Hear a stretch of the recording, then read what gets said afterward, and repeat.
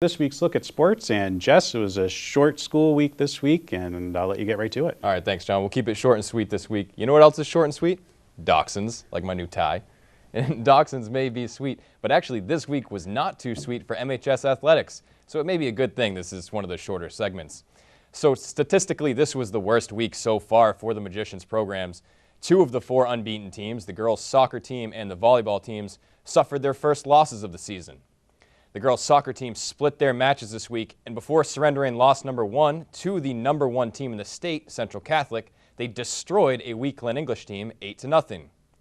The girls traveled to CC for their game with the Lady Raiders, and for the first time this season, they gave up more than 1 goal to their opponent, allowing 5 in a 5-1 loss. The offense was not there for the girls in this one, and neither was the defense really, but the lone goal came on a penalty kick by Lexi Bosley. This game really gave the girls an early taste of the postseason, so hopefully they realize that they're going to be playing a totally different caliber of competition come a couple weeks from now. Now, the boys' soccer team is currently 6-5, and after starting the year really well, winning 5 of their first 6 matches, 4 of which were on the road, they've now dropped 4 of their last 5, including 3 at home. So they won their 5th road game of the year at Glen English 3-0 earlier this week. Augie Gropa-Venzal, Mike Conlon, and Brendan Coyle all scored goals. But then they got their second crack at out-of-conference opponent Medford, who they opened the season against with a 3-2 loss, but this time they couldn't even muster up a goal, losing 1-0. And then it's by sheer bad luck, too, that the Medford goal came late in the game on a free kick that the wind just spun away from keeper Joey Ferrucci, and that ended up being the difference maker. Now, both Coach Colleen Miller and Captain Eve Rice of the now 9-1 volleyball team said that Danvers would be the toughest in-conference competition for the girls this season, and they were right. It was the Falcons that handed the Magicians their first loss of the season in 4 sets.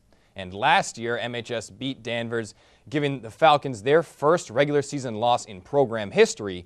So the 2016 Falcons, who were on the 2015 team, definitely came to play with an edge, remembering what the Magicians did to them in their last act. Now, Jenny Norcross had a pretty good game. She had 13 kills, and then Captain Eve Rice added a solid performance throughout with 7 kills, 6 blocks, and 5 aces. The golf team improved to 5-5-1 this week with a big win over Salem, 40-32. Back-to-back outings with Winthrop are the next 2 for the boys. They've already beaten the Vikings once this season back in September, so hopefully they can notch 2 more W's by the next time that you see me. And now we've saved the best for last. The only unbeaten to play and survive the week was the football team, and they did so in convincing fashion.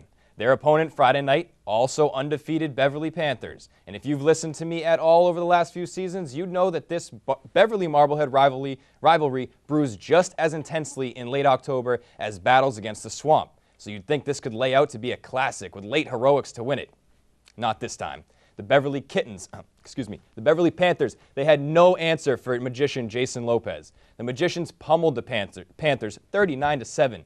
Lopez, showing why he's captain, has exploded for a near 350 yards in his last 2 games. He scored all 3 MHS first-half touchdowns and rushed for 177 total yards in this one.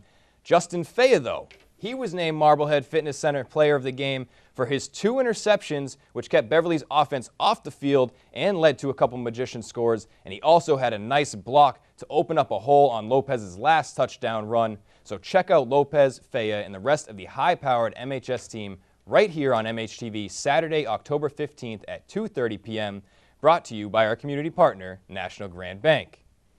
Just 2 games left on the slate for the guys before tourney time at Classical, then home against English on the 21st. Make sure you get up there to Piper to watch them.